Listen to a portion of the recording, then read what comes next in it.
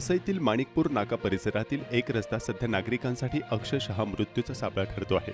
गेल्या 1.5 महिन्यात या रस्त्यावर निर्माण झालेल्या खड्ड्यांमुळे अनेक दुचाकीस्वार अपघातग्रस्त झाले असून काहींना गंभीर दुखापतीही झाल्या आहेत। कालच 2 दुचाकीस्वार अपघातग्रस्त झाल्याचा सीसीटीव्ही व्हिडिओ समोर आला आहे। वसईच्या माणिकपूर नाका येथील फुट्यार्डो इमारतीसमोर सुमारे 2-3 महिन्यांपूर्वी पाईपलाईन टाकण्यासाठी रस्त्याच्या मधोमध खड्डा करण्यात आला होता। मात्र त्यानंतर योग्य दुरुस्ती न करता केवळ डांबराचा एक थर टाकण्यात आला आणि त्यावर बारीक खडी टाकण्यात आली। परिणामी या सैल खडीवरून दुचाकींचे टायर घसरत असून अपघातांची मालिका सुरू आहे। रविवारी रात्री 8 आणि 11:30च्या दरम्यान अशाच 2 अपघातांच्या घटना घडल्या असून त्या सीसीटीव्ही कॅमेऱ्यामध्ये कैद झाल्या आहे। या दोन्ही घटनांमध्ये स्कूटी घसरून चालक जखमी झाले। या अगोदरही 2 आठवड्यांपूर्वी वडील आणि मुलगा स्कूटीवरून घसरून पडल्याची घटना याच ठिकाणी घडली होती, ज्यात त्यांना गंभीर दुखापत झाली होती। स्थानिक नागरिकांनी वारंवार प्रशासनाचे लक्ष वेधण्याचा प्रयत्न केला असला तरी अद्याप ठोस कारवाई झालेली नाही।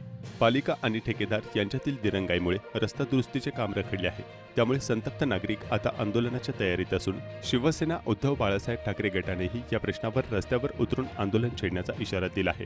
दरम्यान या धोकादायक रस्त्याची तातडीने दुरुस्ती करण्याची मागणी नागरिकांकडून जोर धरत आहे। नाव प्रथमेश राऊत, शिवसेना जिल्हा प्रमुख।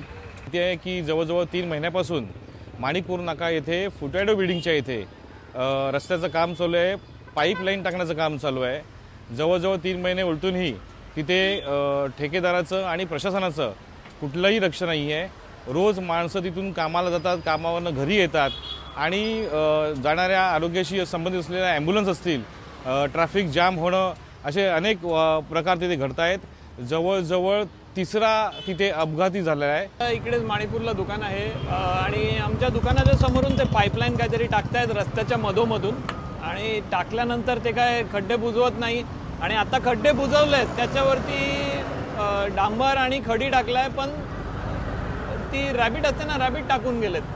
त्यामुळे गेल्या 2 महिन्यापासून दीड एक महिन्यापासून ना कमीत कमी रोज लोक पडतात। आता काल पण रात्री 8 वाजता एक पडला आणि 11:30ला एक पडलाय। त्याचा तर डोक्यावर खूप लावून त्याला हॉस्पिटलला ॲडमिट केलं, आमच्या मित्रांनीच त्याला जाऊन ॲडमिट केलं आहे तिकडे हॉस्पिटलला।